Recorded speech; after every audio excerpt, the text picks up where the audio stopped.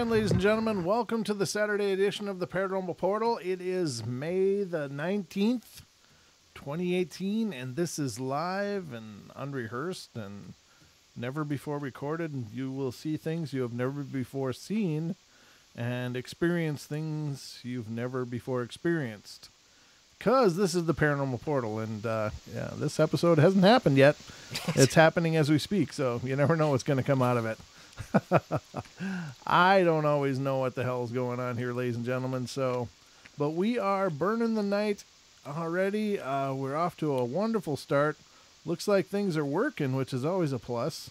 If you caught last night's episode, of course, you would have been introduced to our full array of technical difficulties thanks to Microsoft Update, which really managed to poop my bed, so to speak. So we got everything working about, 7 minutes, 45 seconds into the stream on YouTube. It was fine on TFR, which is good because, that was the big thing. I mean, of course, we want to keep everybody happy and working, and that makes us happy. But we knew that the TFR feed was great, so that wasn't a problem. But the YouTube feed was a problem, and it was Windows updates that reset some settings in one of our production softwares that we use for the live stream. So we got that worked out. But if you catch the stream on YouTube, the first 7 minutes are a lot of lip reading if you're capable of doing that. But I thought about editing it out. But the thing is, it's one of the things I like on those replays on YouTube is that chat feed that goes along with it. I think that really adds to the viewing experience for people that aren't able to see the live show. They can still see not only what was said on the show, but they can see what was discussed in the chat room. And that's usually a lot of fun and generally pretty entertaining as well. So I think it definitely adds to the experience. So I just opt to leave that dead spot in there just because I didn't want to negate that feed. So, but before I go any further, let me welcome my good friend and co-host, Mr. Don Longbeard. Welcome to the show, sir. Just call me the anchor.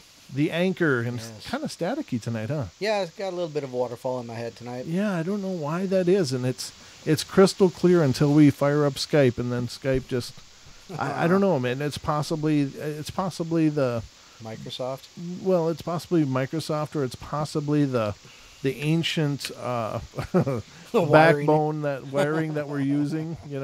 The old repurposed telegraph lines here up in the north of Idaho. I don't know, but it is a bit noisy, and I apologize for that, ladies and gentlemen. But I don't know. It seems kind of intermittent. It depends on what's been going on, what kind of weather we've been having, and it definitely seems to have something to do with it. So if there's been rain in the past couple of days, then the feed gets a little noisier, which seems to me to be a pretty good indicator that they have some insulation issues somewhere in their lines. But it is what it is. I can't be sure that that's the case, but I know they did a lot of work in our area redoing some of the lines, but I suspect they probably have some mid-'80s cable running through the area that they're still using. Mid-standard cable. Yeah, exactly. So when there was like 13 channels and HBO was like it. 13 channels yeah. on the TV to choose from. Yeah, that's right. And you had to get up and turn the knob and smack the side of and play the fonts. I've got electric lights and I've got second sight. And Don's sporting his new sarcasm shirt. Actually, I've had it for a while. Okay, well, it's new to me. But it's new to you. It's new to the show, ladies and gentlemen.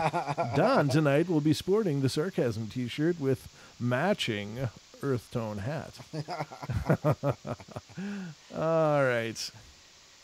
Okay, well, we hope you're having a great weekend.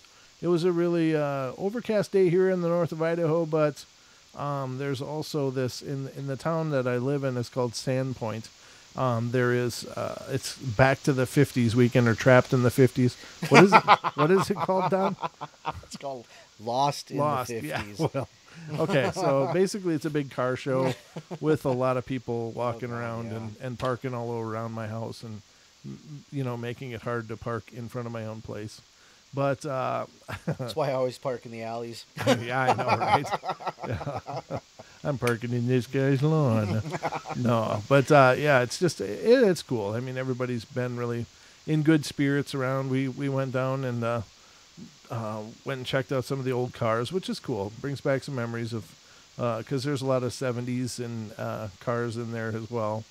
And so it was neat to see some that one of them that I actually owned, well, close. It was a 79 Trans Am, and I owned an 81 Trans Am. Ooh. All black. It was so beautiful. I miss that car so much. But my God, it ate transmissions. It just ate transmissions. It had a four-speed transmission, and I must have put 3 transmissions in it, and still, by the time I got rid of it, it needed another one. I don't know what the problem was, but it was a pain for sure, but I loved that car. It was a lot of fun. Great memories. I wish I still had it today. But it was a good day, so we hope you're having a good day and a good weekend. And, of course, this is the Paranormal Portal, our forum for all things paranormal. And if you'd like to be a part of the show, you can feel free to call in and be a part of it as well. The call-in number is 213-233-3998. Again, 213-233-3998. Let me move this over where it's a little easier to see. And you can also call 833-TFR-LIVE if you need the 800 number version. But you can, if you're calling from the UK, of course, the call-in number is 44203-393-2871. 44203-393-2871. And you can call in if you got something to add to the show, some comment, some story, some experience you've had, or some opinion about what we're talking about. Good, bad, or indifferent. Well, good, hopefully, because if you're indifferent, we got a hang up button. If it's bad, we might have other connection issues. I'm sorry. What's that? Hold on, I can't hear it. Break. Can't connect. Not sure. Losing you. So. Judicious use of the mute button. Yeah, I'm telling you, the mute button can simulate a whole lot of trouble. I can mute myself, so that's always good. But yeah, if it's bad feedback, we may have connection issues. Save the bad feedback call-ins for Wednesday night at 7 p.m. Just ask for Zach. Our secretary Zach will be happy to field your complaints on 7 p.m. on TFR on the call-in number. You'd be getting Gematria, which is a different show, but that's also when we do our YouTube live streams. So save all complaints for Wednesday night, and feel free to call in then. It's whatever works, ladies and gentlemen, but we're thrilled you're here. We are just thrilled to be doing the show, and let's see how many of you are listening to us on the wavelengths tonight. 3,214 of you out in TFR, iHeart, TuneIn, TalkStream, and on the TFR phone line as well. Oh, nice. So that's quite a lot of you out there. Thanks for being here, and thanks for being a part of the Paranormal Portal. If you'd like to see us doing this live, not just listening to us, but watching Don and I do the magic that it is that we do, you can go over to Paranormal Portal channel on YouTube. So it's youtube.com/Paranormal Portal. And you can see us doing this as we speak. And it just adds another element of fun to the show. So, Julie's in there. Julie, I wonder, did you get lost in the 50s or whatever the hell it is? Oh, she got lost. Did she? Yeah, she was out there. Oh, was she? Good deal. So Julie is a listener, and she happens to be in our neighborhood, our neck of the woods. She does. She is. So, and she will. And she may still be. But it's a cool weekend. I like festival weekends and stuff. This is a really neat community, I think, for that, though. They tend to have a lot of things going on up in this area, and of course it's absolutely breathtakingly beautiful up here. It really is pretty spectacular. Yeah, I posted some pictures of my homestead out there and on the chat, and Pix is like, but I guess Pixie was raised in a field somewhere. I don't know, so she's got me beat. Oh well, I tell you what, when you leave your house and you're heading over to 95, Don. Yeah. And you go over the railroad tracks. Oh, yeah. And then you come around that corner and come up. That picture of the mountains right there. Yeah, I'm telling you, that's awesome. That's about as beautiful a scene as I've ever experienced in real life. I mean, just as far as this expansive, this mountain peaks ahead of you in the distance, and this forest around, and this meadowy grass off to the sides, and that farm that's right next to there. That's oh my God, this is so beautiful. Mm-hmm. So I think last weekend I drove out to Clark Fork and pick up some tomato plants and stuff, and I stopped and got out, and there's this stretch where Ponderay, just off of out of Hope, just as 200 passes through Hope, just this beautiful, vision of the lake and the mountains behind it. And I the question I pose is, why would I live anywhere else? Well, that's true.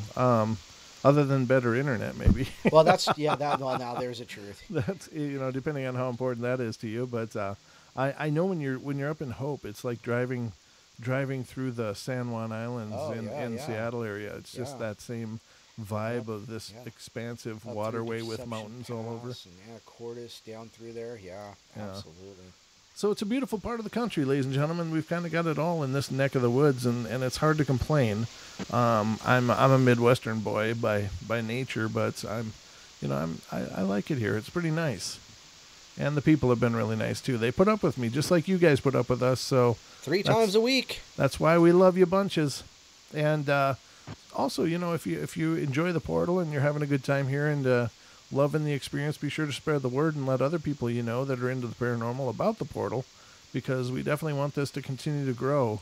And we're picking up a lot of subscribers lately. It's been really cool. Yeah, it's been great watching those numbers go up. UFO Man just subscribed 5 minutes ago. Nice. UFO Man. He's in the chat, yeah. Is he? Oh, cool. Outstanding. Well, thanks for joining. I assume you're a male, so I'm going to call you brother, because it's UFO Man. So, and it's pretty gender specific. So, well, So, thanks for being here, and thanks for finding us. I don't know how you found us, but I'm glad you did. Yeah, shout out where you found us, so I know where to post more at. Yeah, absolutely. If you guys, as you come in, if you let us know where you heard about the portal, we'd be happy to send thanks to whomever did it, or acknowledge that person on the air. It means a lot to us when our listeners are working so hard to promote what we're doing. That's just so amazing. So thank you to all of you who have spread the word and brought people in. It's just so absolutely humbling, So anyway, tonight's show is kind of one of those shows that are really fun, because we're not nailing it down. Many times on the show, on the portal, we nail it down to a phenomena. It's like, well, alien visitation, or Sasquatch, or Dogman, or, little people, or ghosts, or whatever. And this is kind of just a more holistic view. Like, this is such an incredible home that we have here. And if you think about it, of course, the show is titled our Paranormal Planet.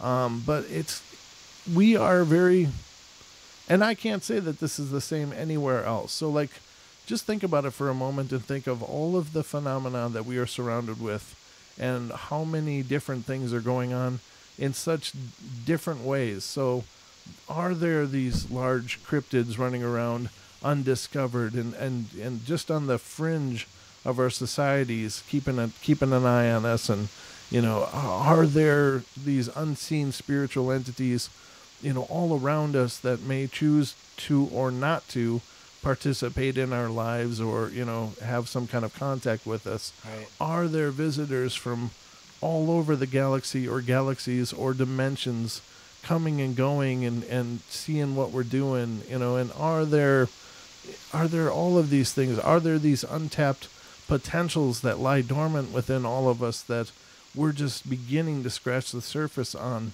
And you start thinking about all of this, and you realize the incredible diverse nature of reality.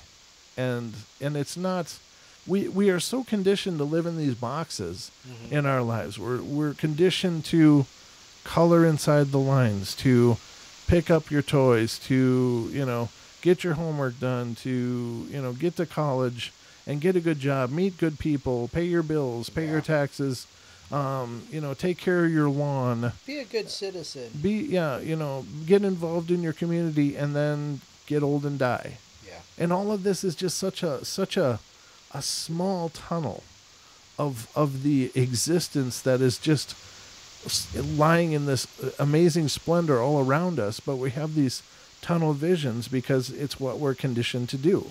And whether that's self-imposed or if that's societally imposed or if it's religion imposed or wherever you get these ideas of the way that you're supposed to act and behave and participate in your reality, there's so much more.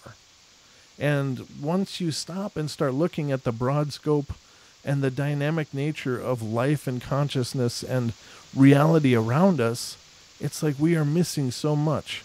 We miss so much all of the time. Mm-hmm. And I think that's one of the reasons why I thought this would be a great show for tonight. And you and I, well, it's actually your suggestion, Don, and I think you're right to do a show that's just kind of about all kinds of things.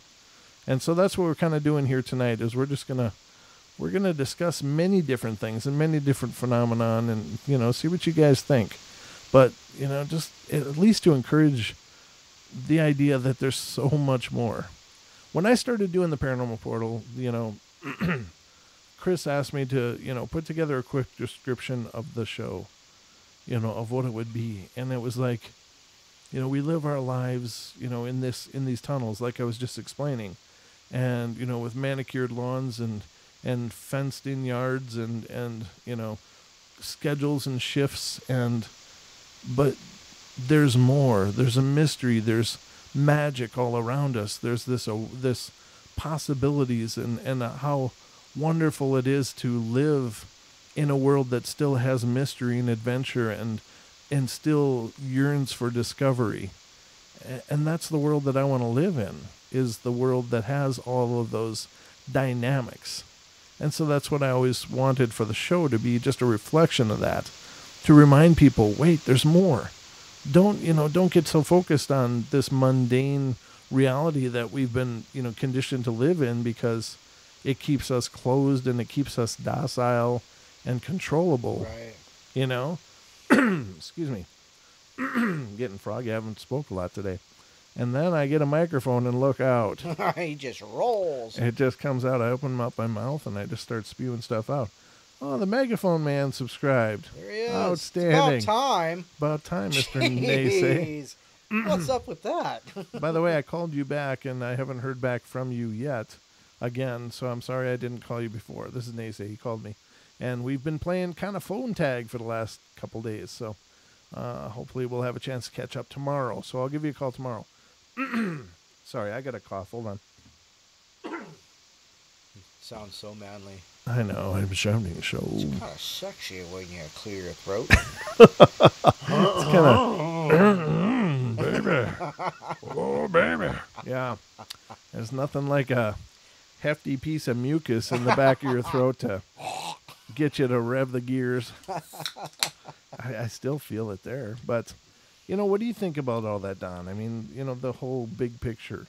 Well, it's interesting because there's a lot of things that go on in our world that are just unexplainable. Not necessarily paranormal, I guess, but I mean, there's things. It's like stop and smell the flowers. I mean, put your nose to the ground and pay attention.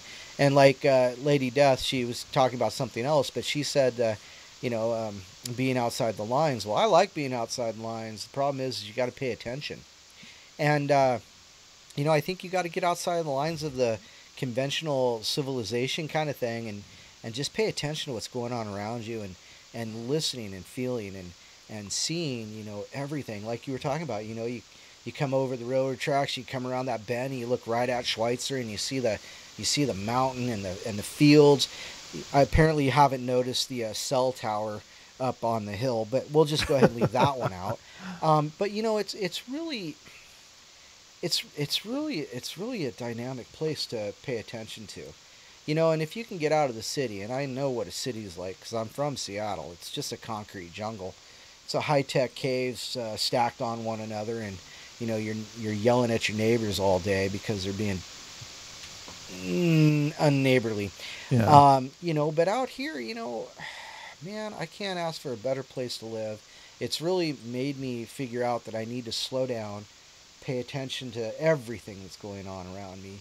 more, in the nature, you Mm-hmm. know, realm of things. And it's just been a really great learning experience, and it's really been eye opening. And yeah, you got to pay attention to what's around you. There's so much there. It is, and I think you really hit something important too, and it's that it's so hard to find that balanced center in order to appreciate it when you're surrounded by such mayhem and such, like as in Seattle, for instance, Right. or any other major metropolitan area. Not that it's impossible, It's hard. It's but you it gotta is you gotta hard. drive 100 miles to get to Mount Rainier from Seattle. It's like wow. Yeah, When and, I can walk outside my door and see that vista, just right. right out there. Once you're in that nature, it's just like, I don't know, this old part of us kind of wakes up. For me, this is the case. I get out in nature, and this old, I don't know, part of my soul just kind of wakes up and goes, oh yeah, this is it. This Yeah. is the stuff, you know. Yeah, this is what I'm supposed to be doing. I think that when we're in these urban settings, there isn't the flow of energy in the same regard. I mean, energy always flows either way. Yeah, but it's But disrupted. it is, and it's at a frantic pace, and so Yes. it's never a release. It's just a wind and rewind and rewind and rewind, because there's always something coming at you in some way. Right. But being out in a natural setting is a great way to recenter and refocus. And I think that's why we long to go camping by the lake in the woods, and we long to go to the cabin somewhere far away, and just to get back to that centered space, if only for a little while. Right. Why we like to fish. I mean, if you think about fishing, honest to God, now it's relaxing because you're out there in nature, but the sheer act of it is just, I'm going to put this string in the water with some kind of meat and hope that something comes and bites it. And you can either have a great day fishing or a good day fishing. I don't think there's a bad day fishing. Or you can go to work. Yeah, I mean, when you compare it to working and stuff. But, and the point of this conversation is to say that it's hard to see all the dynamic nature of our reality and existence when you're surrounded by such chaos. So when you get to those wild spaces, those natural spaces, it's like the energy you become part of the flow of the energy of those spaces, and it becomes part of the flow of the energy that is you. And so it's this merging of consciousness with this. Break time. Is it really? I thought I heard the music. No, well, you didn't, because there's 3 minutes left. That's so. crazy. I heard the music. I know I did. Yeah, I know. I hear the ghostly bells every once in a while too, but then I look at the clock. Oh well. It's up here on the screen, in case you wonder. Yeah, okay. Yeah. Again, It's so, there. Yeah, but I just think that that's important. So what we're going to discuss tonight is just some of the varied phenomenon, and it's just going to be a grab bag of different things. But that's the whole thematic reason for it is just to think about the dynamic nature of the reality we're surrounded in, and how easily and quickly we lose sight of that. And so, hopefully we can come across some ways to, help people re-steer their focus back to that open part and open-minded part, I guess. I don't know. But we are just a couple minutes away from break. So, again, make sure to spread the word Far and wide. far and wide, because we are growing, and it's just really exciting. Things are really taking off, I think, in an incredible way. I can literally feel the momentum of the portal The growing. snowball hitting that 38 degrees. Yeah, 38 degree, where once it hits that point, there's no turning back. It's going to roll, and hopefully it rolls in a good way. Because there's a bad roll and there's a good roll. But I think it's just going to hit that critical mass, and most of the people that have successful channels, they all just say, it just kind of poked along, and then one day I woke up and there was thousands of subscribers and thousands of views, and it was just incredible. So, I mean, it's growing, it's getting faster, because I know the views on our videos are going up a lot quicker all the time. So, it's really exciting. And generally, ladies and gentlemen, the idea is that I don't ever want to sound like ooh, I need to get paid to do this, because that's certainly not it. This is a labor of love either way. But there's a lot of things we're excited about doing. Yes. But quite honestly, real life exists, and we have to pay for the rest of it as well as this. Now, this is a labor of love, but it's also a financial undertaking for me personally, and for Don as well, to come and, donate his time and energy to it. And so it'll be nice when it can start paying us dividends and we can reinvest it back into the portal to make it better. So that's the plan anyway, ladies and gentlemen. So we're going to take our break here, but don't go away, and we'll get into some of these phenomenon and stories and accounts. And again, if you want to call in, the call lines are open tonight, 213-233-3998. I hear it now. I hear it. That's the real one, Don. That's the one. The bells have rung. So we'll be right back, ladies and gentlemen. Don't go away.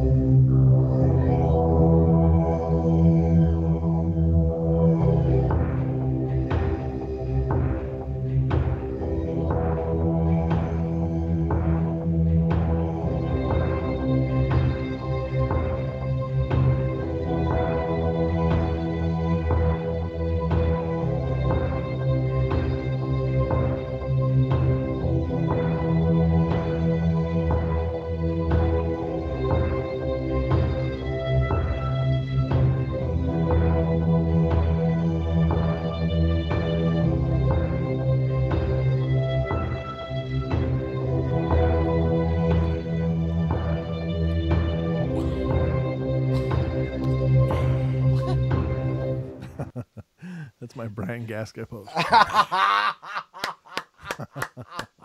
Kung Fu master. Love you. Grasshopper. Step back. You have a much to learn.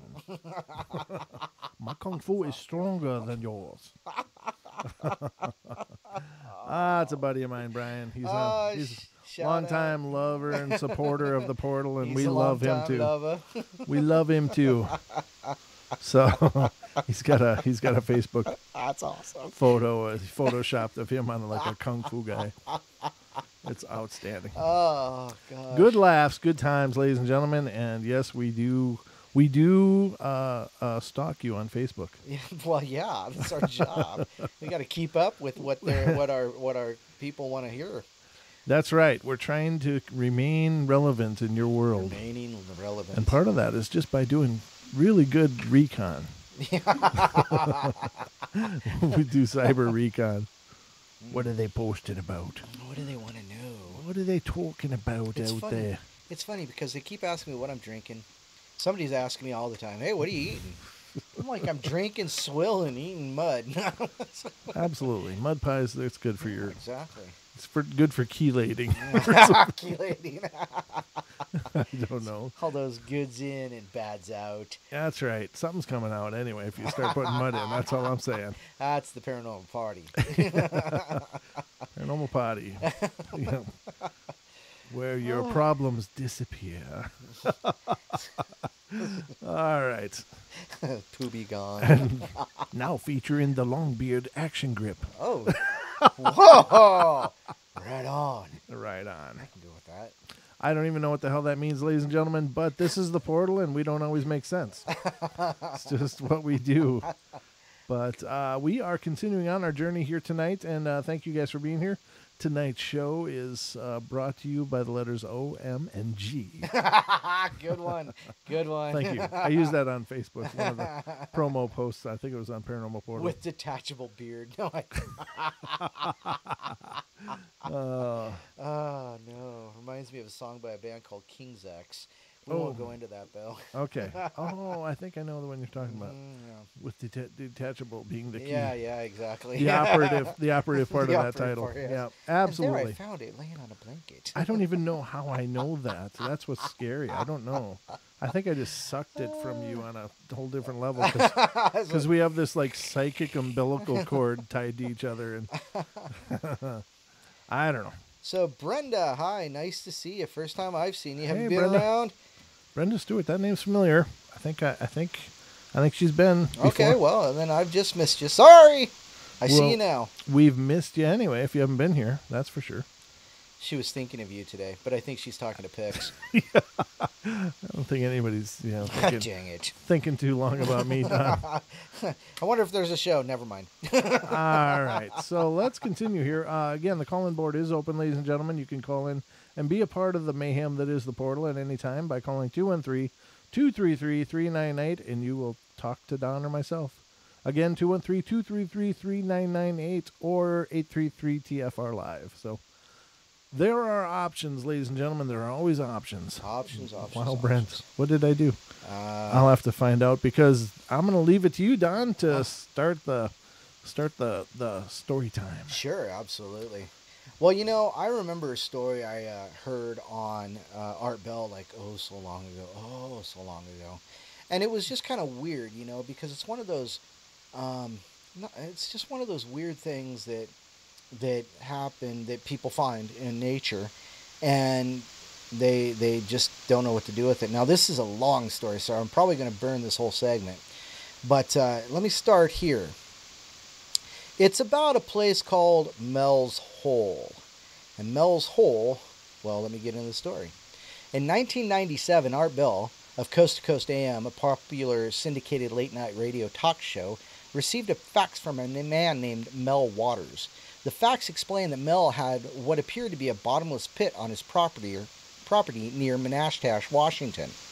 Soon thereafter, Art booked Mel on his radio show, where Mel explained what would become known as Mel's Hole to the world. Mel was interviewed over the phone, and at the time of the interview, he was not at home. He was over in Ellensburg, which is just a hop, skip, and a jump from there. Mel had bought his property a few years earlier, and the previous owners who owned the land for over 30 years prior to that, from the people who owned it 30 years prior to that, the neighbor knew of the hole quite well and would regularly dump garbage in it, but the hole would never fill. It was a round pit with a stone retaining wall surrounding it and extending down about 15 feet below the surface. Beyond the wall, the hole bore through the dirt and bedrock, and from there, darkness as far as the eye could see. Mel had never met anybody who could remember when the hole was not there. There seems to be nothing other than reason to indicate that the pit had a bottom either. Okay. No matter what you dropped in the hole, you would never hear it hit the end. Not a splash, not a crash, nothing. No noise from the top seemed to echo back either. There were other oddities as well. Animals feared the hole. Mel's dogs would follow him everywhere. They were loyal and trustworthy, but they would never approach the hole. If Mel attempted to pull them towards it by the leash, they'd dig in their paws into the ground and resist. And it wasn't just Mel's dogs either. Nobody's pets would allow themselves near the hole. Mel recalled a story told to him by a neighbor. It seems one of the hunter's dogs had died, and he had decided to dispose of the animal into the pit. The hunter swore that he saw the same dog with the same collar the same time later running through the woods, as though it were fetching a game animal. Eventually, Mel's curiosity got the best of him, and he decided to do experiments. A former shark fisherman, he knew that he could determine whether or not there was water in the pit, provided he had enough fishing line to extend to the water. He simply strung the end of his line through a roll of lifesaver candies and lowered the line down. Mel let the candy hang about 1,500 feet for long enough that the candy dissolved in theoretical water, and then he lifted it back up the line to the top. The candy remained, no water at 1,500 feet. Mel's next experiment was to lower a 1-pound lead weight down the pit, and when he reached the end of his spool, he simply tied on a new line of spool and lowered that as well. Spool after spool after spool, Mel lowered it into the mysterious cavity until he used 80,000 feet of fish line, over 15 miles worth. That's a lot of weight. Art's audience was intrigued but generally skeptical. People called in to give Mel ideas for further experiments. One said that there was a chance that the line had already hit the bottom and simply remained taut under the pull of its own weight. Another said that if at any point the total weight of the extended line exceeded its strength, which Mel was sure it had, then under known physics, the line would have snapped by now, if it had not hit the bottom. One suggested weighting the line and dividing the value of the weight by a single foot of line. Another suggested using radar to determine the pit's true depth. One gentleman actually suggested throwing a live cat down the pit to listen for it to cry out in terror. Art didn't like that idea. Art had a few ideas of his own. He even suggested finding a volunteer to be lowered into the pit to report on what lay below. Mel expressed concerns that there might be unknown dangers further into the pit, like high temperatures, extreme air pressures, toxic, heavy gases, and the like. Nevertheless, despite these concerns, one caller quickly volunteered for the job. Though no serious plans to allow it were considered by Mel, Mel himself said he wouldn't be lowered down because the rope would break. Art asked if Mel would jump down the pit if he contracted a terminal illness. To that, Mel said yes. In fact, he even stated that instructions to have his body disposed of in the pit were spelled out in his will. Art also came up with the idea of allowing the government to dispose of radioactive waste in the pit for a fee, provided it was essentially bottomless. At one point in the show, Mel claimed that he had dropped more than one television vacuum tube into the pit, hoping to hear it implode. Art warned him that after having admitted that, he might get in trouble for polluting the groundwater. Mel assured him that the water in the area remained perfectly pure despite years of waste disposal.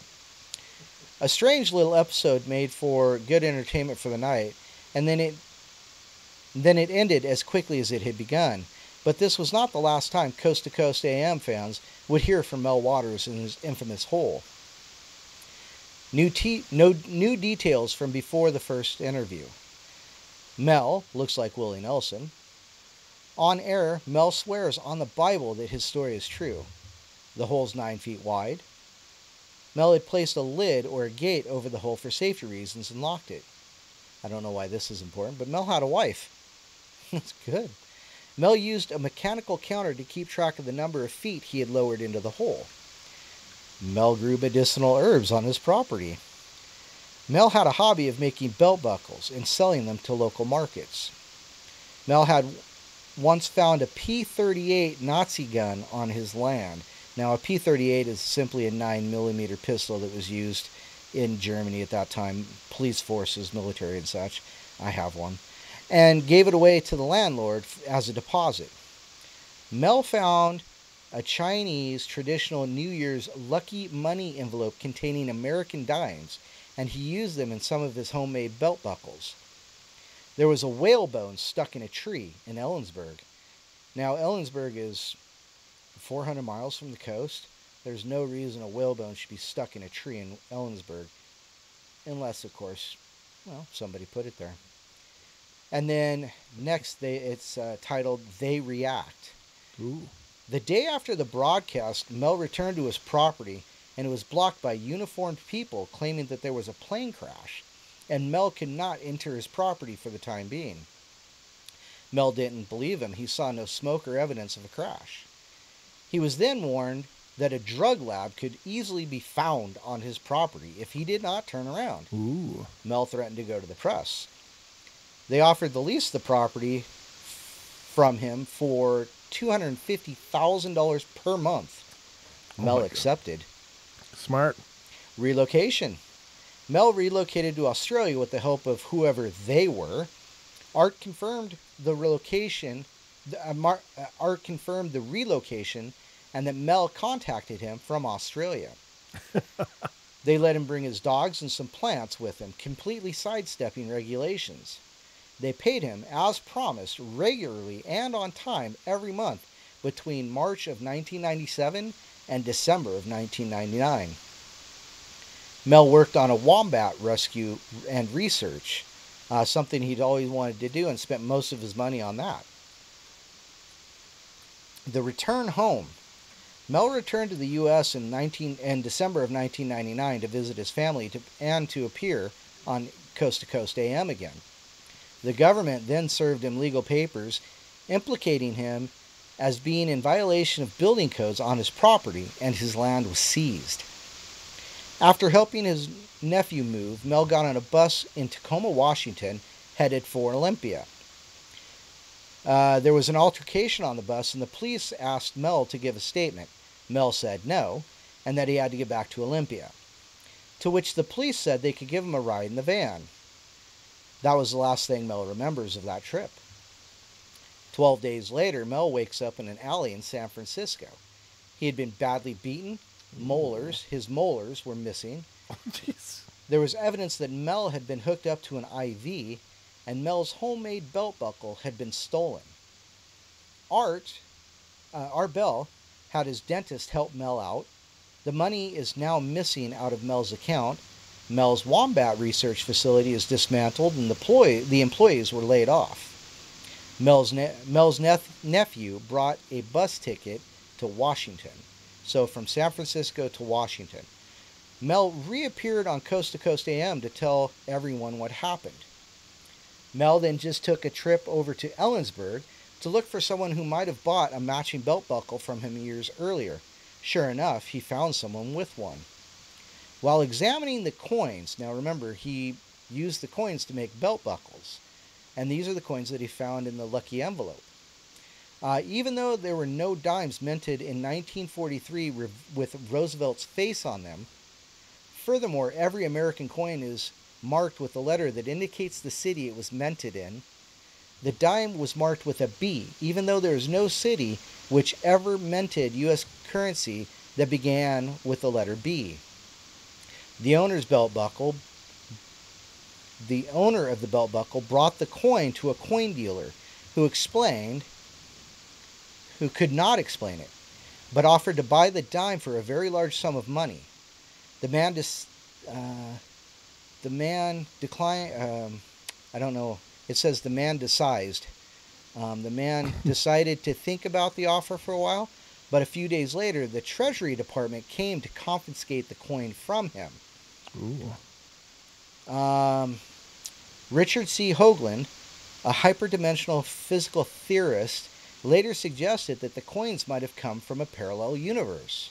Mel's former wife now completely vanished without a trace, and Mel is unaware of what his former property looks like now or who's caring for it. At this point in the program, about the 16 minute of the 2002 audio file, many people, including myself, the writer, were beginning to get pretty skeptical about the whole story. It appeared as though Mel's tale had been getting more and more fantastic and unbelievable by the moment. But then he laid this on Art. Pay attention, because this is one of the spookiest moments in radio history. He asked Art if he knew anything about the Terra server. The Terra server is a database of public domain aerial imagery and satellite imagery. It was made available online in December of 1997, 8 months after Mel Waters' first appearance on the show. At this point in the year 2002, before Google Earth, Mel Waters told Art Bell's audience live on air that, according to his nephew, Mel's former property had been blotted out or deleted from the public domain imagery. Kind of like when Google, blocks out the White House and such. By the end of the following commercial break, Art's listeners had found the satellite image, which is shown below. I do see a picture here, which suddenly made Mel's crazy story seem not so imaginary after all. Art then testifies, after an earlier interview, a TV camera crew went to Ellensburg area and saw a lot of evidence that military had indeed been there. Now, Mel relates another piece of the puzzle. According to him, he talked to a lot of people at a truck stop near the property, and the people had told him they had seen a black beam of what can only be described as anti-light shooting up into the sky periodically from the area where the hole was located. Ooh. Another trucker friend of his recalled delivering a huge amount of fiber optic equipment to a warehouse in Ellensburg to a group of Israelis. And another trucker claimed to have delivered a large crated instruments from Lawrence Livermore National Laboratory in San Francisco, California, to the same warehouse. LLNL, that's Lawrence Livermore National Laboratory, works on projects for the U.S. military, and let's not forget that San Francisco is where Mel turned up after being abducted. Wow. Mel was unsure whether or not this was related, but in case it is, it should be reported. At this point, a fan asks Art a very good question. What are the odds of a single person finding 2 bottomless pits in a single lifetime? They have to be too low to calculate, but Mel says he found a second one, and here's how. Coast to Coast AM was a hugely popular program. It still is. Well, it's not so much anymore, but back then it was especially popular in the western half of the United States. That part of the country has a lot of unused public land and Native American reservations. Given the subject matter of the show, people, not unlike me, the writer, who were very interested in bizarre phenomenon, are regular listeners. Well, it just so happened that a group of Native Americans in Nevada heard Mel on the show and contacted him through email, inviting him down to their reservation to discuss his arts, crafts, and knowledge of wild plants. Mel went down to Nevada to visit these people in early September 2001. Oh, that would be 9/11. Wow. They had done a lot of work with plants and natural medicines and were interested in Mel's research. Mel said that the plants that worked best were the ones he grew on land with the hole. He described the plants to them and asked if they were familiar with the variety. They then brought him to an area of land where another hole was located.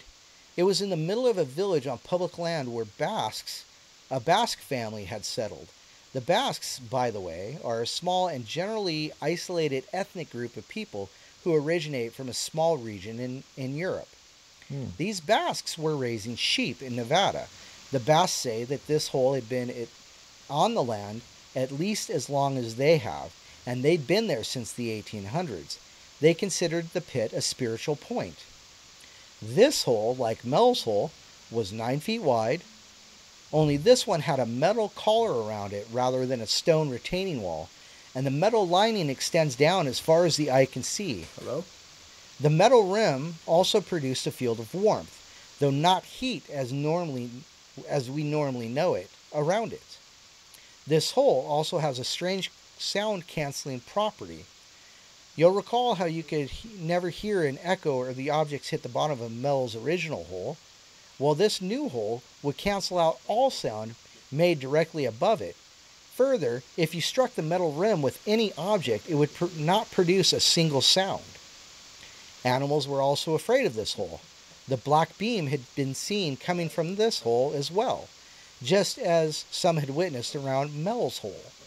Mel and the villagers decided to experiment. The first experiment they tried was to lower a bucket of store-bought ice down the pit as far as they could, 1,500 feet. Meanwhile, they kept another bucket of ice with them on the surface as a control and waited for the control to melt halfway. They then hoisted the pit ice back up to compare the two. The ice in the pit did not melt. However, the ice was now lukewarm, and even stranger, it continued to remain solid even while sitting in Mel's hand. Ooh. They decided to try harder to melt the ice by cooking it over a fire pit. Rather than melting, the lukewarm ice caught on fire. What? It was a heat-producing flame, but not a large yellow flame, more like a light flicker. Mel says the bucket of ice continued to burn for months. That's what it says. And he presumed that it was still burning at the moment he was telling the story on the air. Huh. One guy even took some of the burning ice home and put it in his stove. And it's been keeping his cabin warm in the winter. There you go. They repeated the bucket experiment, and it only worked about 1/3 of the time. They got mixed results and trying the same experiment. One of the Basques wanted to be lowered into the hole himself. They talked him out of that because of what happens to the ice. Instead, they lowered a sheep into the pit. The sheep wouldn't have it. It kicked, it screamed, it panicked like all the animals, refused to go near the hole. It put up such a valiant fight to the point that it successfully stopped its captors from succeeding with the plan as expected. But the Basques were determined, so they knocked the sheep between the eyes and stunned it enough to put it in a crate with a cable attached for lowering. Then they brought it over the hole. The sheep came to just before they got it to the hole and went berserk inside the crate. Oof. Knowing what was about to happen. It was producing a sort of blood-curdling lamb scream that you couldn't tell Hannibal Lecter about. Once the crate with the lamb inside was positioned exactly over the pit, all noise stopped. The lamb was still shaking the box violently, but it was over the hole and not a sound could be heard. The descending sheep struggled inside the box as the curious amateur scientists lowered it down, but by the halfway point on the length of the cable, further movement, if there was any, had ceased to be obvious or noticeable. At the end of the line, 1,500 feet, Mel and the villagers felt a strange and fuzzy vibration in the metal rim. They left the sheep below for a half an hour and began to hoist it back to the top. The box was definitely not moving anymore. Everything looked good from the outside the box, but inside the sheep was now dead. It too looked like normal on the outside. But the Basque butcher decided to dissect the animal on the nearby table. Inside, it looked like the sheep had been cooked. The villagers noticed a strange gel surrounding an enormous tumorous growth inside the sheep. They removed the tumor, which appeared to be moving like a pulsing fleshy sack. Wow. pulsy, fleshy sac? Yes. Okay. He cut open the tumor, and a fleshy creature emerged that looked like an 18-inch long cross between a fetus and a seal, flippers and all. Jeez. But the eyes looked human. It was alive and connected to the tumor with an umbilical cord. The creature observed its human fathers with reverence, disconnected itself from the cord, and gave Mel a feeling of being in the presence of a miracle. Wow. Wow. More when we get back. More when we get back. And I saw we had a caller from Arlington, Texas. If you want to call back, we'll get you on the air. Sorry about that, but we'll be right back, ladies and gentlemen, for the second hour of the show. Don't go away.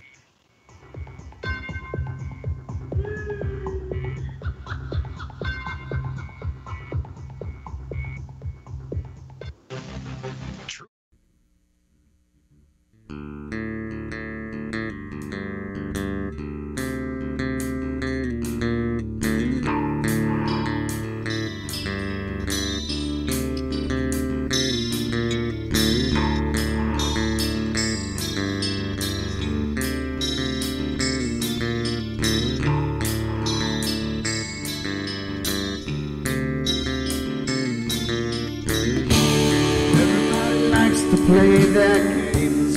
Everybody loves to place their bets.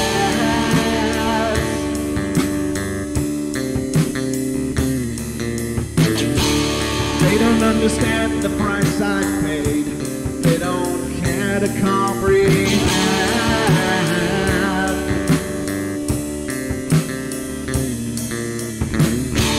Trace their lines upon my body, flipping scars across my heart.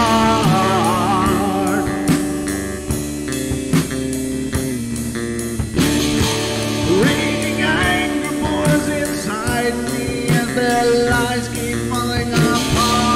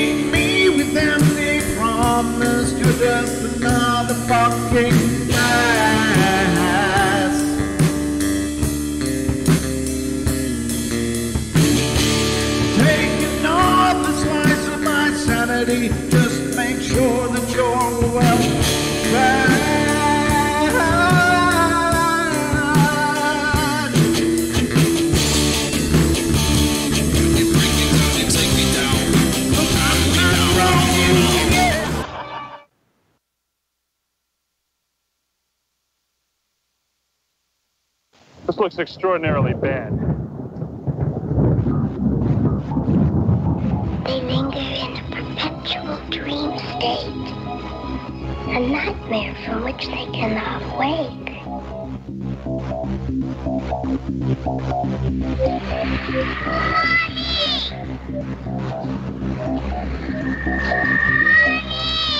I can't see you, Mommy. Where are you?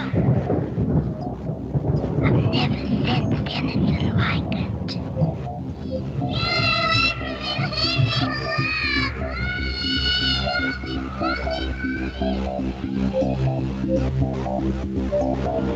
Carol Ann is not like those she's with. They're attracted to the one thing about her that's different from themselves. Her life force. It is very strong. It gives off its own illumination. It is a light that implies life and memory of love and home and earthly pleasures. Something they desperately desire, but can't have anymore. Right now, she's the closest thing to that. Poltergeists are usually associated with an individual. Hauntings seem to be connected with an area. A house, usually. Poltergeist disturbances are fairly short duration, perhaps a couple of months. Hauntings can go on for years.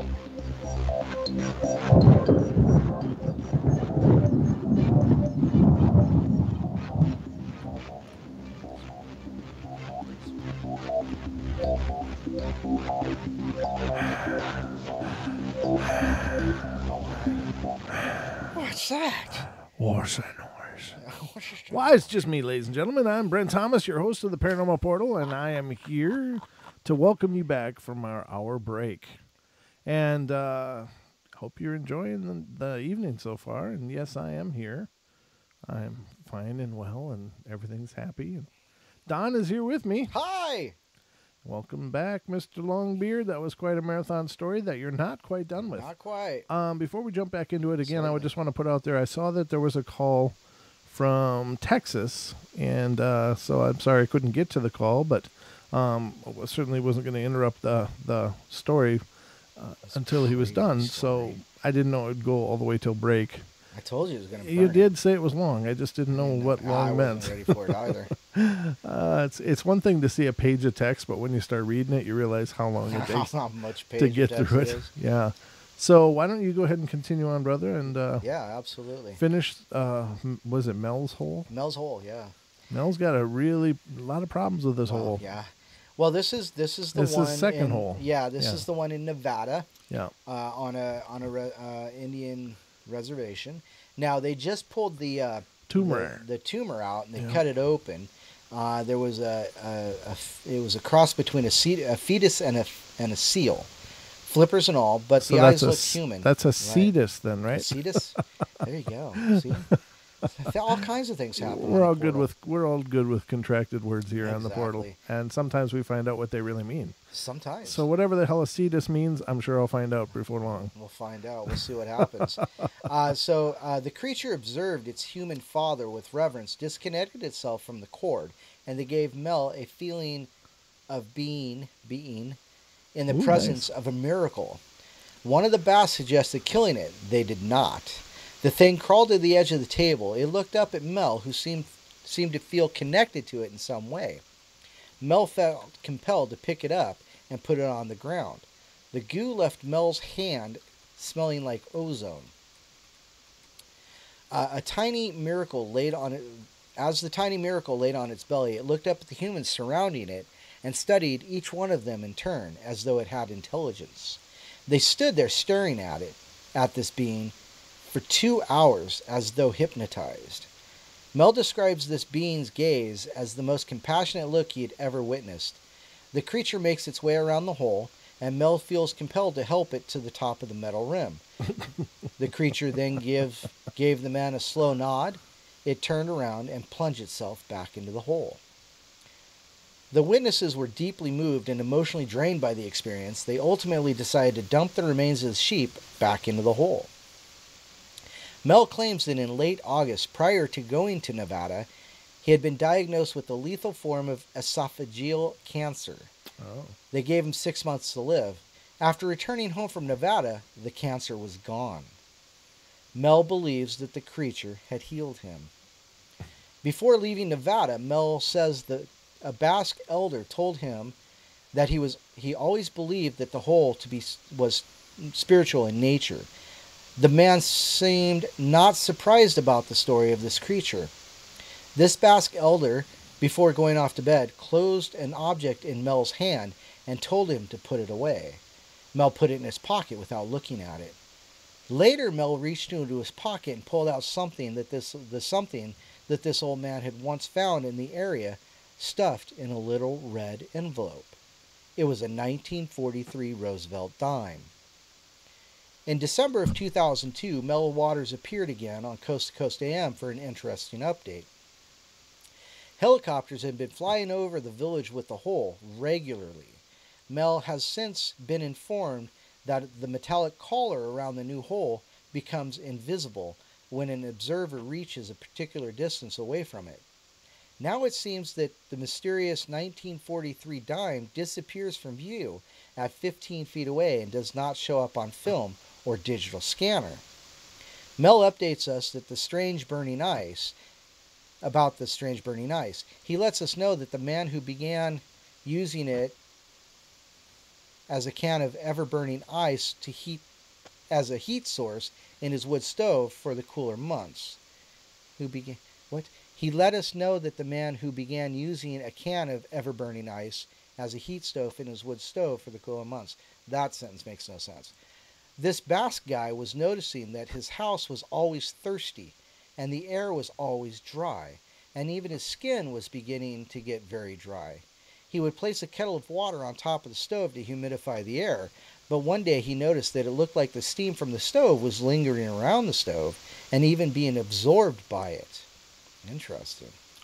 What? So the steam from the kettle on top of the stove that's got this ice, this burning ice in it, is being reabsorbed into the stove. So it's coming out and then coming back down into the stove, Sure. Being absorbed by the stove. That's kind of crazy. Yeah, it's just so much though. It's the whole orgy of evidence thing for me. Yeah, I understand. Check this out. Okay. One day the man came home to find the stove had crashed through the hearth and the floorboards of his cabin and was sunk a foot into the ground. Faced with dangers of frigid air, the cabin owner patches up his stovepipe and continues to use the stove as it sits in his floor to heat his home. A week or two later, the man returns home to find his entire cabin disintegrated into piles of wood dust. Oh, because it was sucking the moisture out like dry ice. Yeah.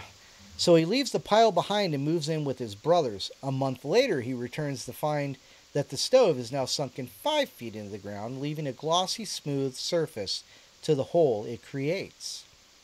At this point, the man contacts Mel and tells him the story. Mel decides that the best course of action is to contact one of the mysterious officials who was one of his contacts when he was in Australia. That act deeply troubled and concerned, and insists with great urgency that Mel explain to him where the cabin was and how to get to it. The cabin owner gets in contact with them and shows them where it is. The Basque gentleman then decides to hide somewhere in the hills nearby and watch what's being done about this sinking stove. A team is dispatched to deal with it. He can't tell whether they're military or scientists or what, but they brought out a lot of heavy-duty construction equipment to the site, including cranes. It never seems to be enough. They continue to bring heavier and heavier equipment in their attempts to extract the stove and its contents. They're having trouble lifting it, even with multiple cranes. Eventually, they drop some chains to the ground and pour water over them. With multiple cranes, they were able to hoist the stove out of the ground and load it onto what was described as the biggest truck he'd ever seen in his life. They then haul it away. The ice reminds Mel of a fictional substance, Ice-9, described in Kurt Vonnegut's book, Cat's Cradle. Ice-9 was a form of water molecule that freezes at high temperature and converts surrounding water to the same form of molecule. It's a theoretical substance that could freeze all of the Earth's water and turn people into statues. Vonnegut got the idea from a scientist he'd worked with, and there are scientists today who thinks it's impossible. Mel has since been under the impression that he's been being followed, saying that people he wanted to talk to end up finding him, even though he's not easy to find. Therefore, he has decided not to return to the hole, fearing that somebody might find their way to it through him. The Basses have informed Mel that the creature that had emerged from the dead sheep had returned multiple times since it dove back into the hole for the first time. The Basses say that they have found a way to communicate with the creature. It speaks to them through one of their boom boxes. Oh, like a spirit box, ghost box. The Basses tried recording the dialogue, but the only thing that showed up on the tape was not dialogue, but a series of random and pulsating tones. Mel theorizes that the creature may be a rock flyer, a creature legendary to Native Americans which lives beneath the earth and can travel between multiple Earths. The creature warned the Basses about the burning ice, too. It told him that the ice can and would destroy the Earth in a very short amount of time if improperly used. They anticipate that greedy and undisciplined use of ice would probably occur in this world. The creature says that there are intelligent beings on other worlds who anticipate that the human race will destroy itself through nuclear war, and they plan to move in once we're gone and use the ice on the planet. Okay. Mel is told that when the burning ice is discovered in the universe, it's almost always improperly used. With that, the interview ended and nobody heard from Mel Waters since. Several people have gone out in search of Mel's hole, but no one succeeded. Some speculate that the real reason for the missing section of the aerial imagery is the presence of the Yakima Military Training Center. There you go. Wow. Well, that was a hell of a journey. It was. Yeah, that's just crazy. It's one of those stories that, I don't mean to sound like a skeptic, because I certainly never advocate being skeptical. Being the skeptic. Ooh. But I got to say, with, again, if it was a hole that had a couple of anomalies with it, right, that sounds reasonable. But once you start talking about burning ice, weird dimes that show up, a stove that gets sucked into the ground and through the floor, and a house that won't stay dry, and it's just more and more and more and more things, and it just, to me, it just sends me just to the part where it's like, okay, we just hit fantasy land. Yeah, is what it feels like. I understand. But I'm not saying those things can't be possible. It's just, it's an incredible leap of faith for me to subscribe to that completely. But again, I will never say something's impossible. It seems largely improbable to me. So. Wow. Yeah. I don't know. But we have a caller on the board. It looks like Mr. Naysay is reaching out to us. Hello, sir. Mr. Naysay, how you doing? Well, hello, gentlemen. Thank you for taking my call. Long-time listener. Called in a couple times. Yeah, you sound familiar. You subscribed today as well. Thank you for doing job. that. Yeah, I'm multiple subscribing for you guys to get your numbers up there. If you've noticed that also. So every YouTube channel I have is subscribing. So get them numbers up, people. Nice job. God Thank you, bless sir. you. Thank you very much. So how's things? Things are fantastic. We get the opportunity to be alive in this monumental time, and I absolutely... Sorry, my computers are talking in the background. Are they arguing, or are they getting okay? along? It's quiet now. Oh, boy. Well, I tried the new AI program, and, the first thing it did, it asked me to create an algorithm that was based on the binary components of the structural properties of cannabis. And so now they're just sitting around doing nothing. They're eating Oreos and watching cartoons. Is that it? Well, they keep asking me to put on Pee-wee's Playhouse. Hilarious. Oh, that's freaking hilarious. Does this just come right off the top of your head, sir? There's a lot going on in that head, Don. Oh, my God. Oh, that's funny. Wow. I cannot confirm nor deny the exponential rate that these neurotransmitters peak at. So, especially when influenced with cannabis. But Mel's Hole, I remember that broadcast. Yeah. Do you really? Oh. I absolutely, I was a hardcore fan in past, most of your listeners know my story, but I've when I found out I have Gulf War illness back in 1994, 95, this research trying to find out what's wrong with me was on the same shelves as, paranormal stuff and metaphysical stuff and UFOs. And when you look into that, you always run across Art Bell. Yes. Yeah. And me and Brent, we've discussed Art Bell before, and we've talked about it in the past where I experienced it myself with morning shock jock radio, where I had people that were in the business, and they would literally make up these so-called events that would occur. Mm-hmm. And I do not doubt it whatsoever that once you get into the monumental state of Art Bell, that there may or may not be some minuscule of tweaking this, that, and the other thing, because once you start counting how many people are listening in that huge venue of terrestrial radio, you have to keep those numbers up. Right. And that's the sad fact of the matter. Yeah, yeah. And, I think... sorry. Go ahead. Oh, go ahead. No, go ahead. Well, no, I mean, it's like Brent says, orgy of evidence, and you just hit a spot in that story, and it's like, huh, really? And, so it really brings up the idea, was some of this artistic license to keep the ratings up and to keep Mel's Hole relevant, but, honestly, now we'll never know because Mel's gone and, well, Mr. Art's gone as well. So we'll never really know, but it's a great story. And the other aspect of that, in the same vein, it could be entirely true, but because the need of covering it up, it needs to get phantasmagorial. Is that the word?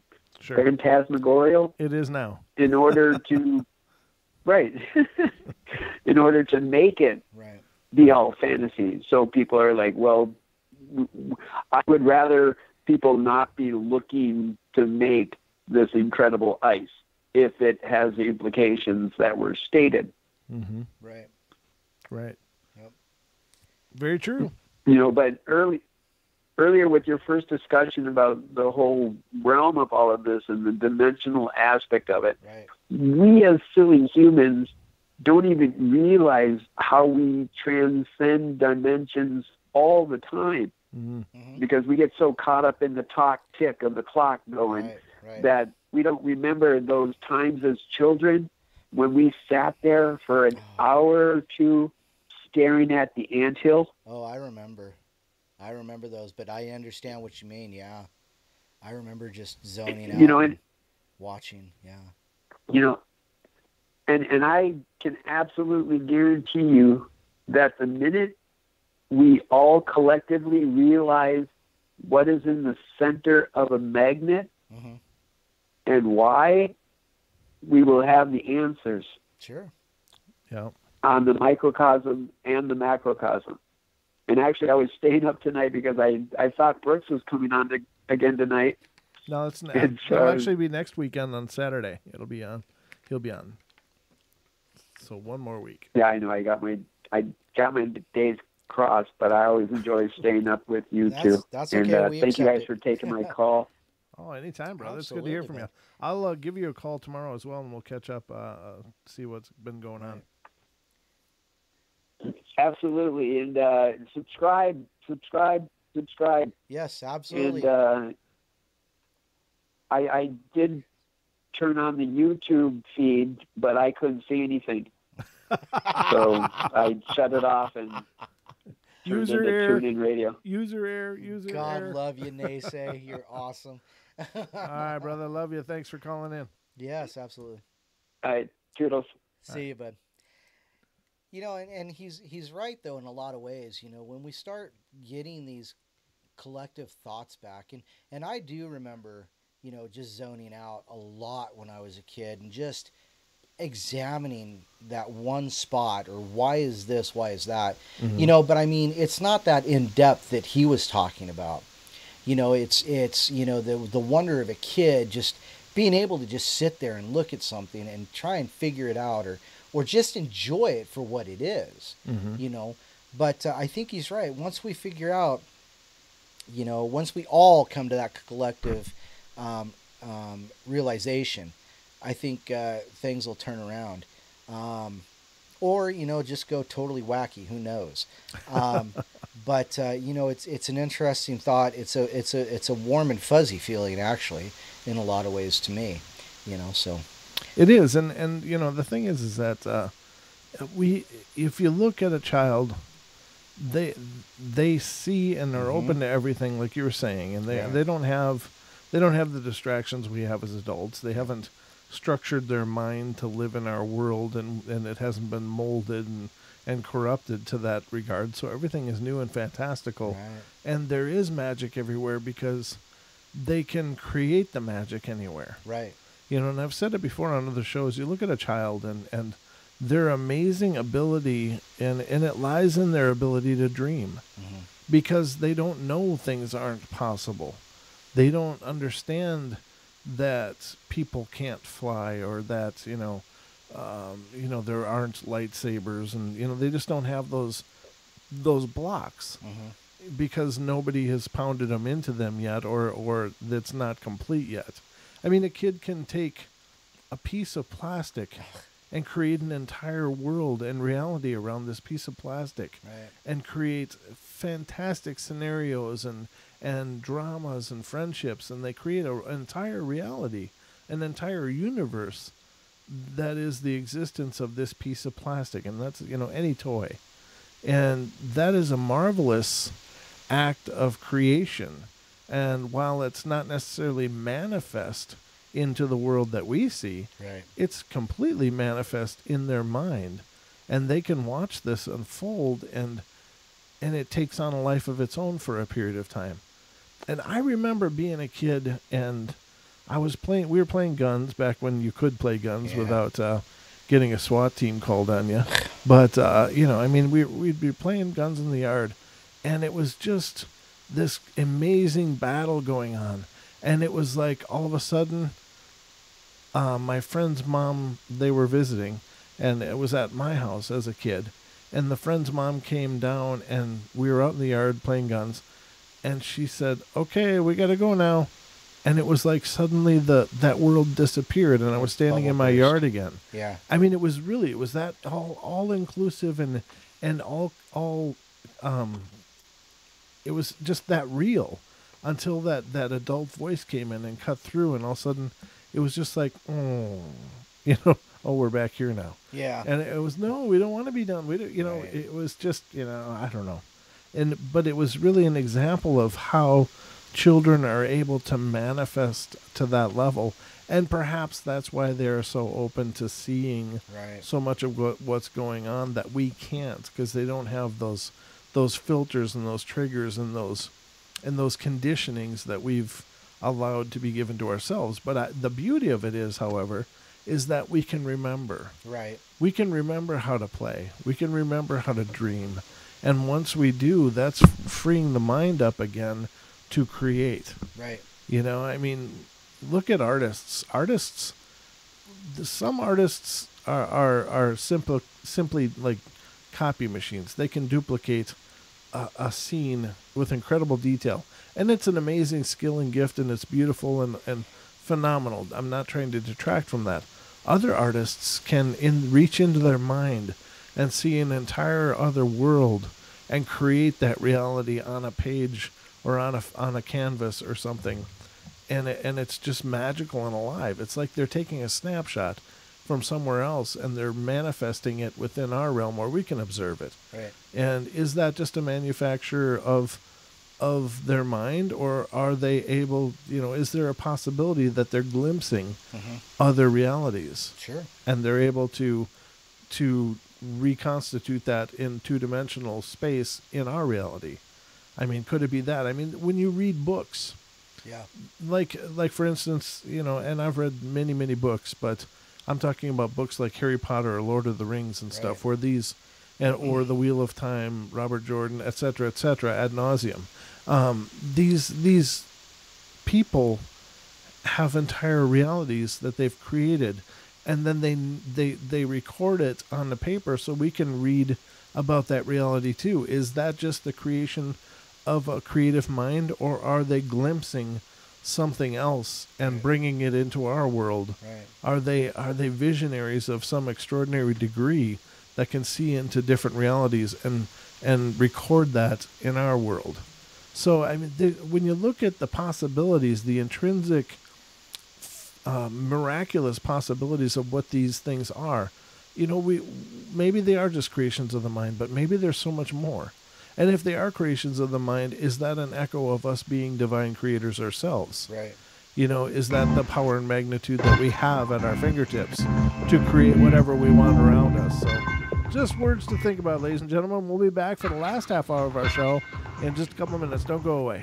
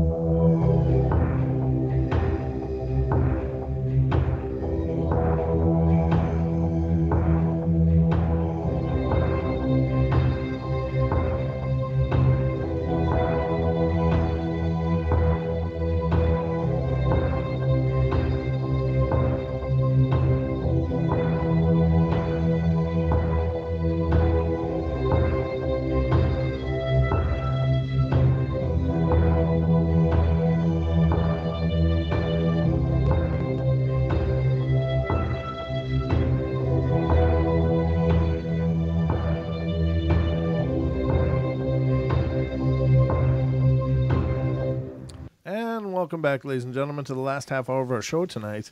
It's gone fast. I guess time flies when you're on a soapbox, right? And, of course, welcome back, Mr. Longbeard, for the last half hour of the show. Excuse me. Thank you. Nice to be here.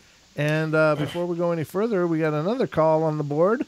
Let's just see what the heck is going on. Mr. Brian, you're on the air, sir. Brian! Where'd you go? Hello. There you are. Hey. What's up, buddy?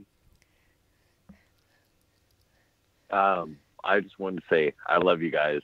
Aww. Thank you for what you guys are doing. Thank you, brother. It's always fun, and I really thank you for all that you've done to help spread the word and support what we're doing, brother. Definitely. I mean, you've been a single-handed how do I say this? You've been like your own personal ad campaign for the portal. So thank you, and thanks for spreading the word and always helping to endorse what we're doing, because we certainly wouldn't be where we are and where we're going without you.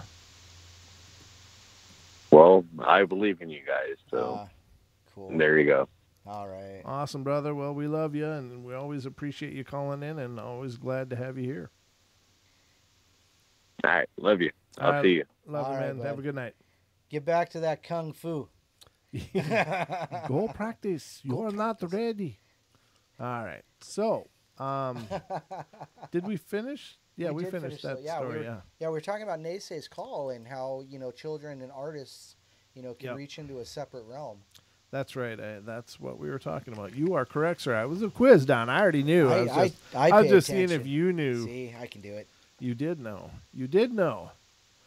So I want to. I was going to look up something on sacred geometry, because I'd promised that listener that we would do something about sacred geometry, and I thought it would fit in good for this show, but I don't think that there's anything I can bring to the table that could be paraphrased quickly enough for sacred geometry. In 15 minutes or less. Yeah, that's just not going to happen. So what I will do, though, is read you a couple of ghost stories. Ooh. Because I loves me some ghost stories. I truly do. So this one is, Al writes, I don't care what anyone thinks. I love my new ghost hunting hobby. I just hope I don't overstep the ghostly boundary and get in spirit trouble. 3 weeks ago, I had a visitor in my room trying to get into my body while I was half asleep. Wow. It was about 1 a.m, and I felt this powerful push into my chest and up towards my chin, and there was no pain, so I knew I wasn't having a heart problem. I recognized the effects. It happened a couple of times 10 years ago when I was a volunteer on one of our haunted ships. I couldn't talk, my chin wouldn't move, and I was terrified. All I could do was think real hard the words, "Get out, go away, get out." After about 30 or 45 seconds, I could feel it leaving. I was afraid to go home the next day, but when I did, I had quite a talk with whomever, and I felt at ease right after and have had no trouble since. Wow. Knock on wood. Just call me Al. Just call me Al. Oh, boy. You can call me Al. Call me Al. Sorry, thank you, ladies and gentlemen. The songs are free. It's all part of the portal. Another one is, years ago I lived in a small duplex in the country. One night I woke up wide awake to find a round, white ghost hovering over me. It was as big as a beach ball and had a man's face on it, and he was smiling at me. That's disturbing. This apparition lasted for about 5 seconds and then moved slowly over to my left and disappeared into the air or wall. I sat straight up in bed and began talking and pinching myself to prove without a shadow of a doubt that I was completely awake. I wasn't really petrified, just shaken up. And that was submitted by us, Stacy. Not the Stacy we know. Not the Stacy. Not the Stacy. Stacy. So, very cool, and again speaks to the dynamic nature of the spirits and the world we live in. This is Cheryl's ghost. I have posted several stories of my adventures with the spirits to ghost mailing lists in the past, and I have one now, and frankly, I'm at the point where I need help. I've been having a lot of frustration and emotional feelings going on these past weeks, so I don't know if I am more susceptible or if that even has anything to do with it. I have lived in this house since August and have felt things since I've been here. I can't get into the circumstances of events that has brought me to this just yet. Actually, I'm not even sure if I know. It first started with me seeing shadows, an evil feeling presence, one that would make me frightened and cry, which I did a lot. I was talking with a friend online one night and describing the shadows. We went to a private room and talked, a few of us, and her daughter started channeling for me. Wow. It was amazing. She described the inside of my house to a T and told me where she saw the spirits. She also told me exactly where in my home they were. She said they had intentions of hurting my son. Ooh. She told me they were coming in from the trees outside the house through a window that was open. The only open window was my son's window in his room. I immediately went and brought him into the TV room where I was. I have to say, this totally freaked me out. Yep. I took pictures of my house to show her that she was right on the button about everything, and she even had the color and make of my curtains, the color of my carpet, and how the house was laid out. I know you may be skeptical, but we have never discussed my home and how it looked, the rooms, or anything. It has got to the point where my children won't sleep in their room at all. And the room is always cold. No heat will go in there. I have had the furnace serviced and the heat vents checked and have been told there is no problem. It's not only in their room, but mine as well. Mine is at the end of the house, too, facing the trees. I have a bathroom and a walk-in cedar closet at the end. Every night before bed, before I finally go to bed, I make sure they are closed, and in the morning they are open. I still haven't figured that out. I feel complete distress when in his room, or in this room rather. I wait till I'm so tired I know I will fall asleep, but it doesn't always happen. I have been seeing orbs for the past 2 weeks, and I've been under a lot of emotional stress too. I'm trying to blame it on all that, but I've also been having very vivid dreams, which are coming true 2 to 3 days after I have them. A week ago, I felt as if someone had pushed me into the bed as I slept. I have a water bed. Jeez. And it felt as if someone pushed off of me and got off the bed. I woke instantly, and there was a wet spot from the top of the comforter going into the blanket. My door was locked, and it wasn't the kids or pets. Last night is the topper, though. I really felt like something was wrong. I couldn't sleep, and it was up until 3 a.m. working online on things. I finally thought, well, I will just try to go to sleep. About 5 minutes after being in my room, I felt as if someone pulled the comforter off of me. It was sliding down. Being half asleep, I tugged back and thought it was my 5-year-old. Rolling over, I saw him on the air mattress by my bed. I told you they won't sleep in their room. I then felt it again, and I was wide awake. Reaching for the light, I turned it on and saw an impression on the bed beside me. Well, needless to say, I was totally freaked. I asked, "What do you want?" And it went away. As I drifted to sleep again, I felt it again, and the comforter was pulled about halfway off. I felt a cold touch to my arm and tried to turn, but felt paralyzed. The coldness moved up my shoulder to my neck. At this point, I felt as if I was being choked and couldn't breathe. Oh. Now, I don't remember anything since that. When I woke this morning, I thought maybe I imagined it, but I have had a sore throat today. Maybe coincidence. Maybe it started hurting while I slept, and I thought I was being choked, but I know the circumstances that led to this. For once, I am afraid. My question on help is, how do I get rid of these evil spirits? Is this real, or do I have a great imagination? And I don't know. This was wow. From like 2000, so I'm sure she's got it all sorted by now. But I hope so. If not, or then she burned the house down. yeah, exactly. Cheryl needs some exercise. Throw some holy water on Yeah, of the Catholic variety. Whatever. Or whatever variety. Yeah, spiritual variety, I guess is better said. Oh, my eyes are just burning today. I don't know. Must be the allergens. They are just on fire. So, Let's see. What else do we got here, Don? What in the heck else is going on? Well, let's see. 15 minutes left. Okay, so Ghost Boy in My Attic. How about that one? Ooh, yeah. We like attics. At my house, we have this ghost in my attic, and I think someone has died up there. Uh-oh. We looked up the history, and it said that the people before us locked their little boy up there and starved, and he starved to death. What the hell kind of people? And every night I hear him crying, and then he starts to hit the floor, and he screams for someone to let him out. Sometimes he screams all night long, and then he will eventually stop. Once the sink backed up, and when we called for the repairman, he got there, and he found 4 fingers stuck in it. Wow. What? You just stand outside, and you can see him through the window sometimes. He will stand there staring at you, and then he shows you these sharp teeth like knives and fades away. What? That's what the person who submitted this said. What's that got to do with the fingers backing up the sink? How the hell are their fingers in there? That's Where the hell did insane. the fingers come from? I don't know. This is one of those stories, ladies and gentlemen. More questions than answers by the time you're done reading it. Yeah. 4 fingers in it. 4 fingers. That's what it says. Wow. I don't know where these fingers keep showing up from, but somebody's got to be pretty unhappy losing all those fingers. Yeah, no doubt. Craziness. Let's see. Quick yawn. Sorry about that, ladies and gentlemen, but I've been up since 4:30, so I'm in the morning, not this afternoon. I guess I gotta quantify that with what time of the day. Ghost.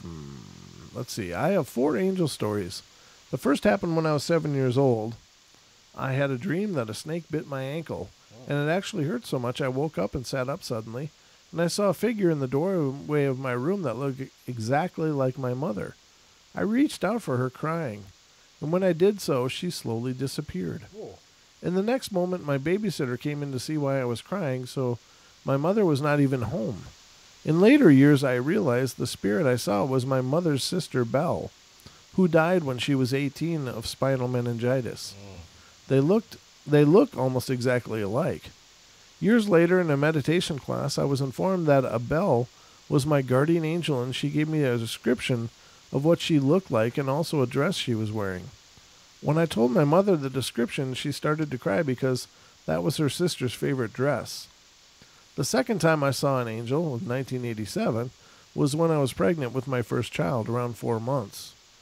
It was during the night, and I suddenly woke up and saw a small girl child around the age of 4 standing at the bottom corner of my side of the bed.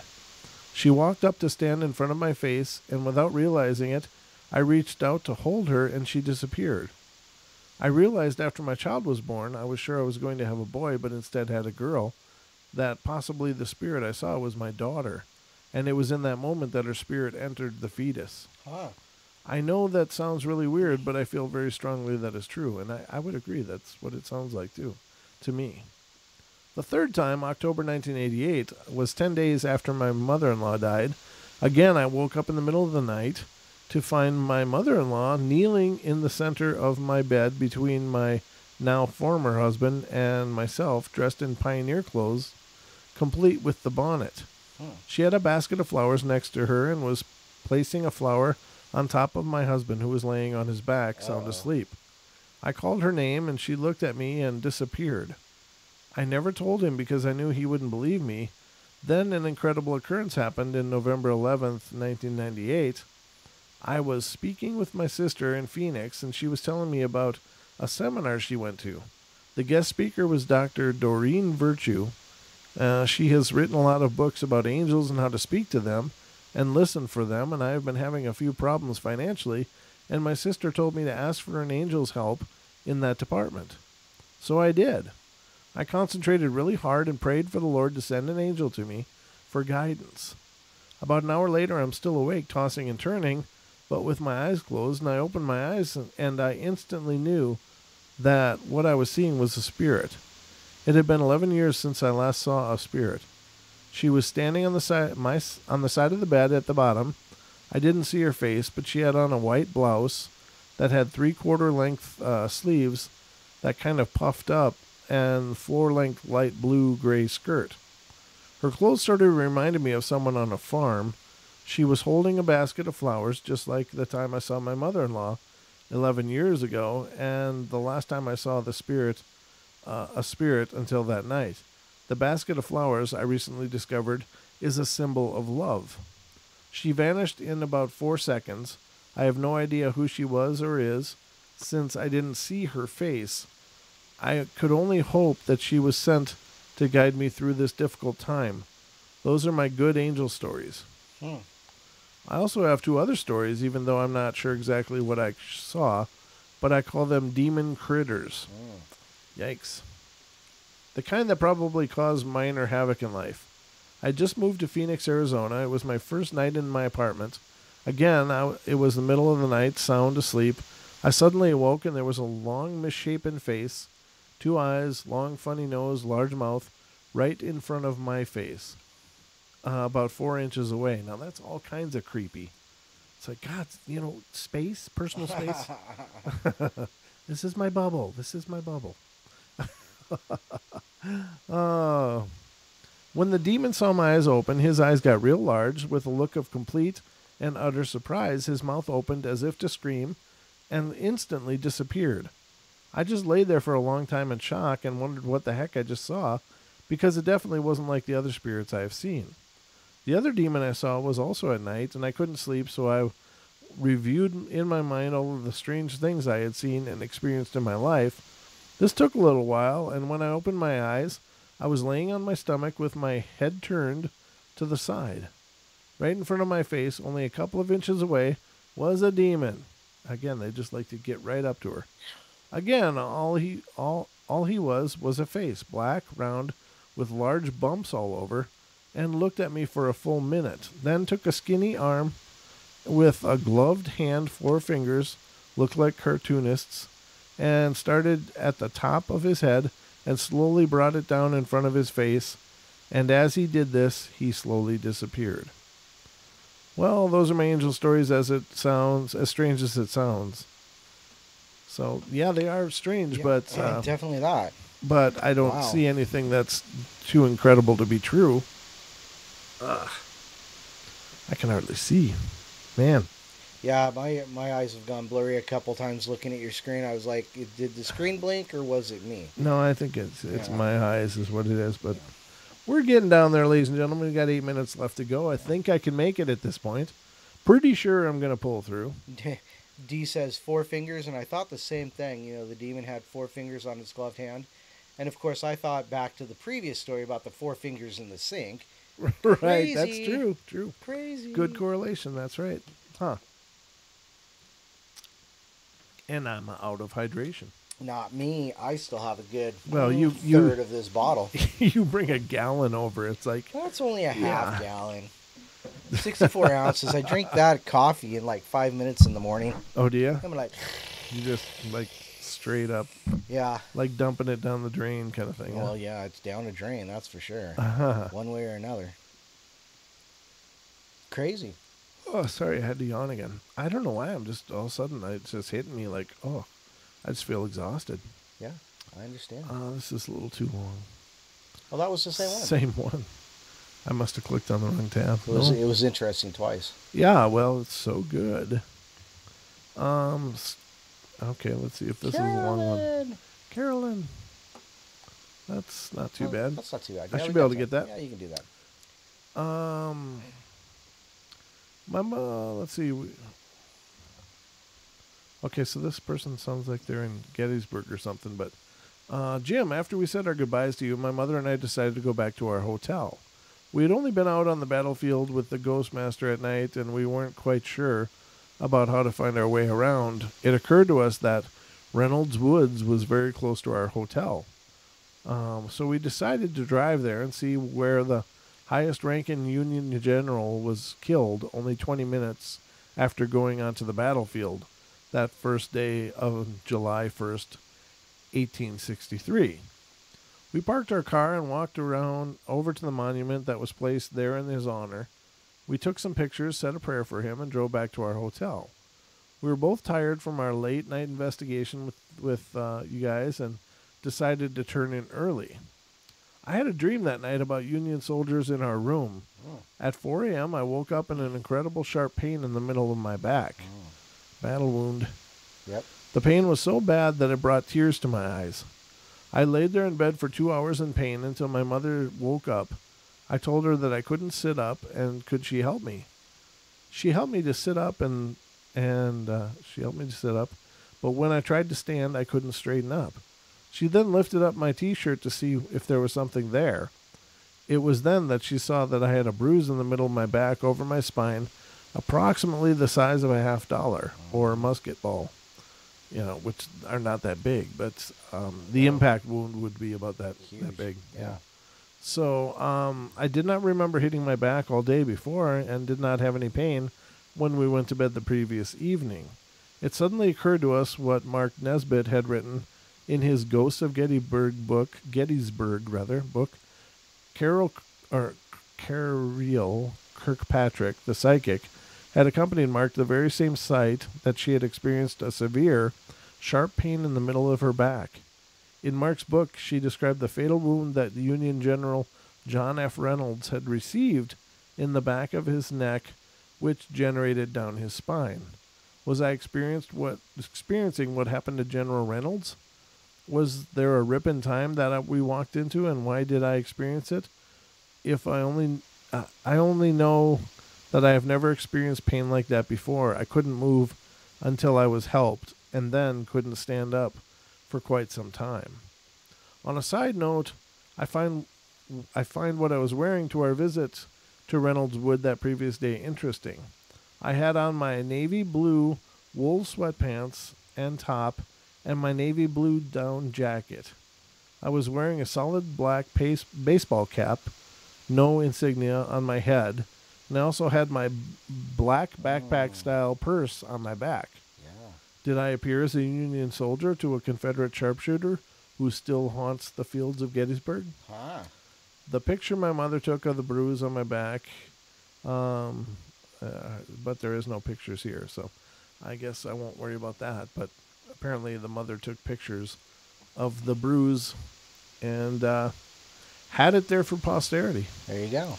So I think that's about as much as I'm going to read for you guys tonight. Yep. And I just want to thank you all again for being here and being a part of the portal and helping us to make it what it is. It's certainly only a small part of what we're doing, and the rest is you guys making it phenomenal. So thank you so much for being a part of the Portal family. And I mean that sincerely. I think of this as a family, and it's certainly hard now after we're done to wait until Wednesday to do it all over again. But we will be back on Wednesday evening at 7 p.m. to do our Wednesday night show. As it stands, I don't know of anything that would get in the way of that. We should be good to go, Don? Yep, yeah. Sounds good to me. So we'll be back on Wednesday. Make sure to spread the word again. I know we're driving that point home quite a bit, but it's just that we're getting so close now, and would just love to get this working for us so we can continue to reinvest in the show and make it better. So and provide content to folks just like you. So please, if you have an encounter or a story of any kind, please email it to paranormalportalradio@gmail.com. Or if you're going through some kind of paranormal situation yourself and just want a sounding board, just email me. I'll be glad to help you any way I can, and it doesn't always have to be for the show.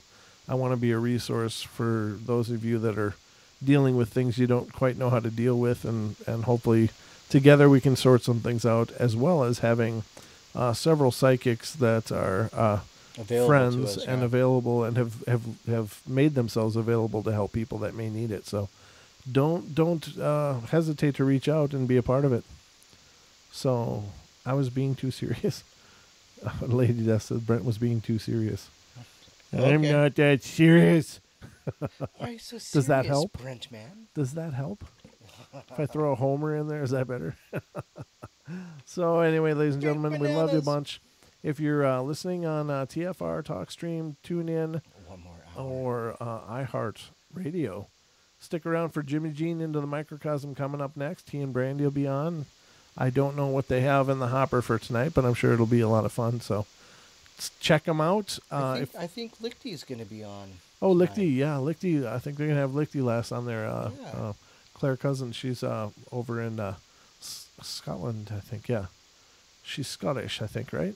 I don't know, but I'm in the TFR and she is too. So maybe okay, she'll wonderful. Remind us so eloquently. Yeah, I'm pretty sure she is, but she'll be on the show with Into the Microcosm coming up tonight, so it'll be a real interesting show. I don't think I'll be able to stay up for it personally, but because I'm so tired, but I'll catch it tomorrow. Love you guys bunches. Thank you so much. And we'll be here again on Wednesday night at 7 p.m. Pacific time on YouTube only for our YouTube live stream. Take care. We love you. Be good, be kind, be nice, help each other out, and we'll see you soon.